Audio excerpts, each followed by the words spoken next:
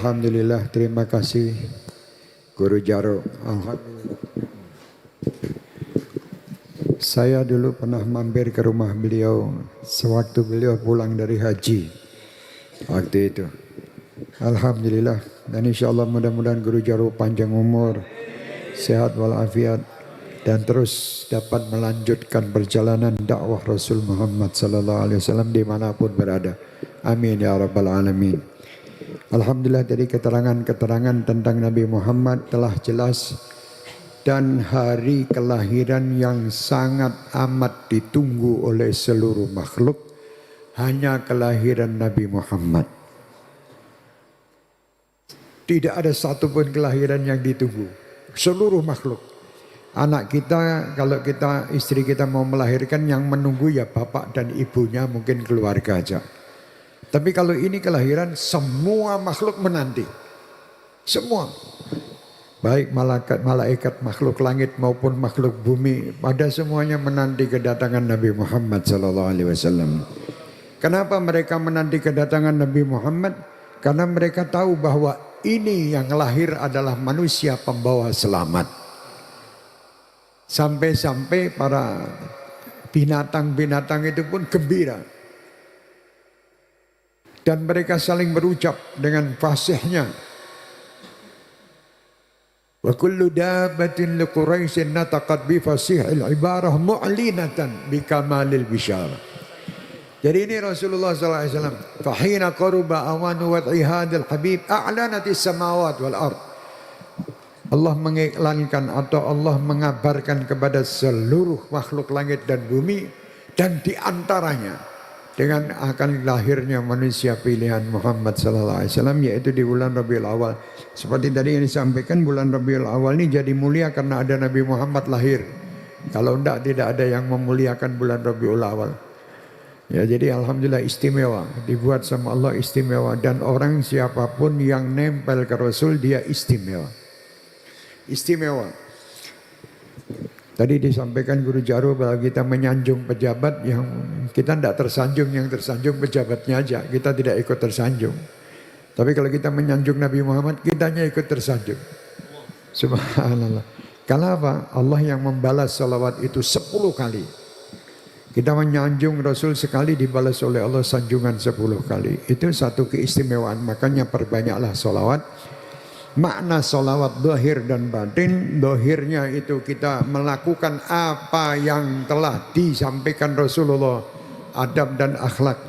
Mari dengan awal bulan Maulid ini kita awali dengan satu amalan, tapi amalan ini pokok yang diamalkan Rasulullah di dalam Maulid. Itu di bawah, la yaqulu wa la yaf'alu illa ma'rufa.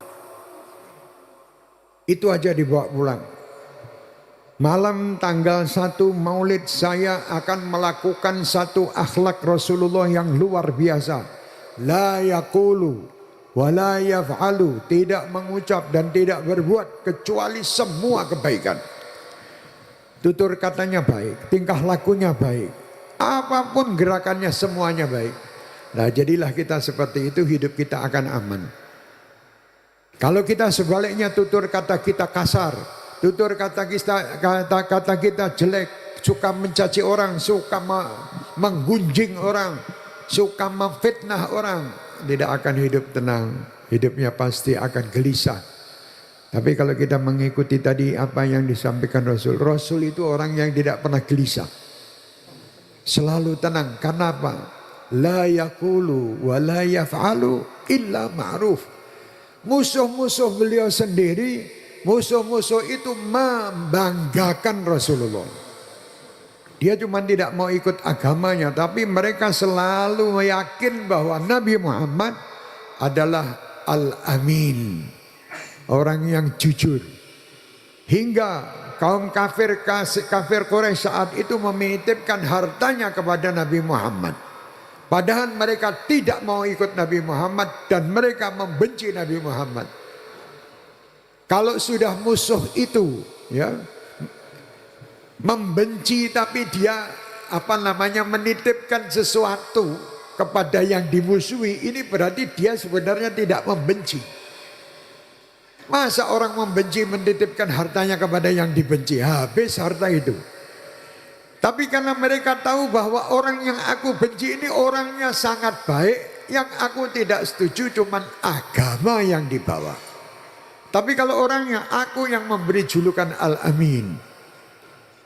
Ya kalau kita ini dibenci orang terus orang itu menitipkan harta ke kita, ya habis. Hartanya langsung kita bawa kemana-mana. Wong itu dia musuh saya kok. Tapi kalau ini tidak, Rasulullah malah justru waktu akan hijrah dititipkan ke Sayyidina Ali, wahai Ali, kamu tinggal di sini, kembalikan harta-harta ini kepada pemiliknya.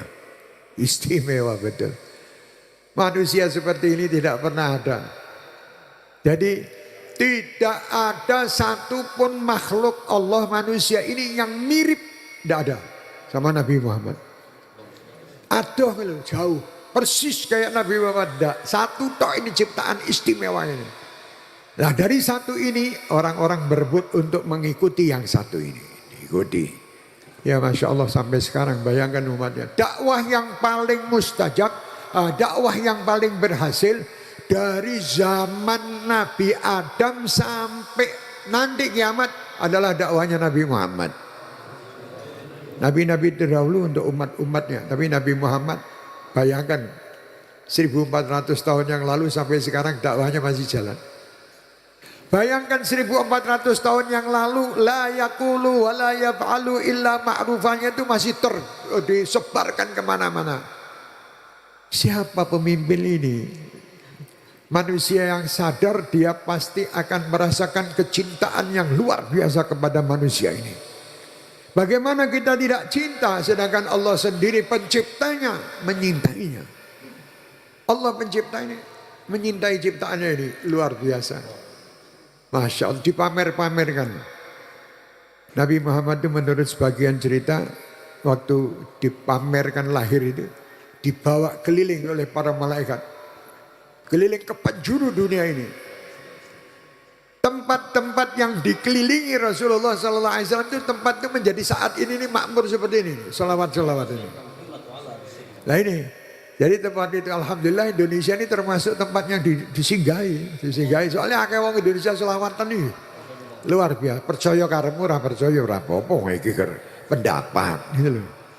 Jadi subhanallah. Dakwah yang tidak pakai duit, tidak pakai macam-macam. Tidak pernah menyakiti yang lain, dakwahnya menyebar sampai seluruh penjuru dunia. Di mana tempat ada umat Nabi Muhammad. Anda lihat di pelosok-pelosok itu mesti ada umat Nabi Muhammad. Kita pergi ke beberapa negara, negaranya itu walaupun bukan negara Islam, tapi kita menemui umat-umat Nabi Muhammad di sana. Istimewanya Nabi Muhammad. Siapa yang bisa dakwah seperti itu? Seluruh penjuru dunia ada. Kita dakwah mungkin ya dakwahnya paling Semanggi dan sampai ke Sragen tok. Wes mantok. Ini penduduk seluruh dunia mengikuti Muhammad sallallahu alaihi wasallam. Di mana tempat mereka pada.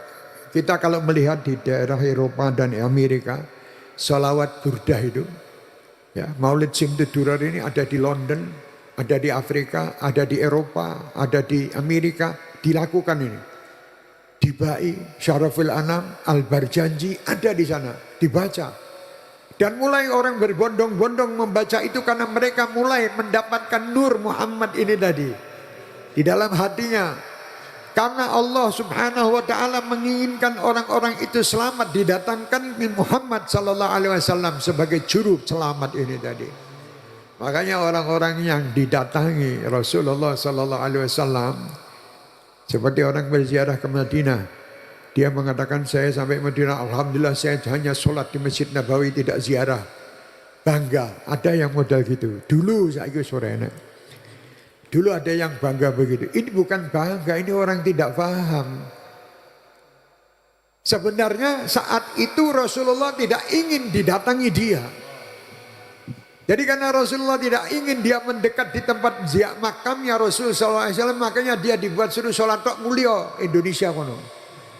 Tapi bagi orang-orang yang itu, yang cinta sama Rasulullah, mereka berebut ingin berziarah di makam Rasulullah dengan tenaga, dengan apapun yang penting saya bisa ziarah Rasulullah SAW. Apa artinya saya sholat di Masjid Nabawi kalau saya tidak bersolat atau berziarah kepada Nabi? Tidak ada artinya sholat di Masjid Nabawi kalau tidak. Loh, sholat Masjid Nabawi itu kan lipat ganda betul, karena siapa? Siapa yang mengatakan sholat di Masjid Nabawi dilipat gandakan 1000 kali? Itu siapa yang bicara? Nabi Muhammad. Karena Nabi Muhammad kamu tahu itu. Jadi jangan kamu tinggalkan manusia yang mengajak kamu kepada kebenaran, mengajak kamu kepada hal-hal yang tadi disampaikan. Sholat di sini ganjarannya sekian, sholat di sini Lailatul Qadar dikatakan Guru Jarud tadi. Sekian Lailatul Qadar tidak ada artinya dibandingkan malam kelahiran Rasul. Ada yang mengatakan, wah ini mulai aneh-aneh ini Guru Jarud ini. Lailatul Qadar kok lebih Nabi Muhammad kelahirannya lebih utama. Anda tidak paham maksudnya. Kalau Nabi Muhammad tidak lahir, tidak ada Lailatul Qadar. Kalau Nabi Muhammad tidak lahir, ada inna anzalnahu fi lailatul qadar, tidak ada, karena tidak ada Nabi Muhammad. Al-Quran juga tidak ada. Jadi dengan lahirnya Nabi Muhammad ada Lailatul Qadar. Dengan lahirnya Nabi Muhammad ada Al-Quran. Dengan ada ini Nabi Muhammad semua. Jadi makanya waktu ditanya adibu auladakum, didiklah anakmu dengan 3 perkara. Pertama apa? Hubbu nabiyukum, cinta kepada nabimu. Kok tidak Quran? Kedua, ahli baitihi, atau pada pewaris-pewarisnya. Kok tidak Quran? Quran ditaruh nomor 3. Kenapa Quran di nomor 3? Karena kalau kamu kenal Nabi, kamu pasti dididik untuk membaca Al-Quran. Pasti dididik untuk beradab dan berakhlak terhadap Al-Quran. Kalau kamu kenal pewaris Nabi, yaitu para ulama, kamu pasti dididik untuk kenal Nabi, pasti dididik untuk kenal Al-Quran. Tapi kalau kamu cuma membaca Al-Quran, tidak kenal Nabi Muhammad, tidak mengenal orang ulama-ulama yang mengenal tentang Al-Quran, kamu akan keblinger. Jadi menerjemahkan Al-Quran menurut akalmu sendiri. Jadi akhirnya Allah itu punya tangan. Yadullah fawqa aidihim, tangannya Allah di atas tangan mereka. Berarti Allah itu punya tangan, kan gitu. Akali dewe. Kalau punya guru, dia akan diterangkan apa sebabnya begitu. Oh, kekuasaan Allah gitu. Ya, jadi makanya nih alhamdulillah malam hari kelahiran Rasulullah, bulan kelahiran Rasulullah. Gembiralah sama Rasulullah, mesra-mesralah sama Rasulullah. Setiap malam tidur minta berjumpa Rasulullah, mimpi, minta sama Rasulullah, minta ya Allah mudah-mudahan aku bisa mimpi Rasulullah. Berilah hadiah di bulan Maulid ini kepada kami dan semua jamaah kami, keistimewaan agar kami dapat memandang wajah Nabi Muhammad sallallahu alaihi wasallam. Keistimewaan agar kami dapat merasakan kebahagiaan sebagaimana kebahagiaan para ulama, para aulia dalam berjumpa dengan Nabi Muhammad. Ya Allah, jangan kau haramkan pemberian-pemberianmu di bulan Maulid Nabi ini kepada kami karena dosa dan kesalahan kami. Ya Allah, jangan kau haramkan wajah Nabi Muhammad kepada kami, walaupun wajah kami ini tidak pantas untuk memandang wajah beliau yang suci. Wahai Tuhan kami, jangan kau haramkan ya Allah, ya Rabb, wajah Rasul Muhammad bagi kami dan keluarga kami. Kami rindu dengan Rasulullah, kami ingin berjumpa Rasulullah, kami ingin berpelukan dengan Rasulullah. Kami ingin ya Allah mendapat nasihat-nasihat dari Rasulullah walau dalam mimpi-mimpi kami. Ya Rabb, kami telah mendengar nasihat-nasihat beliau melalui para ulama dan para kiai-kiai kami. Kami telah mendengar nasihat-nasihat beliau di dalam hadis-hadis beliau. Ya Rabb, ya Allah, tetapi kami belum pernah berjumpa dengan beliau. Perjumpakan kami wahai Tuhan kami yang maha pengasih lagi maha penyayang. Ya Rabb, engkau mengatakan semua doa hambamu akan kau terima. Engkau mengatakan ud'uni astajib lakum, mintalah engkau kepadaku, aku akan mengabulkan permintaanmu. Ya Allah, aku tiada minta apapun di muka bumi ini. Ya Rabb, tiada yang lebih pantas aku minta di muka bumi ini sebelum meninggal kami, yaitu perjumpaan kami dengan Nabi Muhammad sallallahu alaihi wasallam. Kami tidak ingin menginginkan sesuatu ya Rabb di muka bumi ini. Apa nikmatnya bumi ini, apa nikmatnya alam barzah, apa nikmatnya surga kalau kami tidak bisa berjumpa Nabi Muhammad.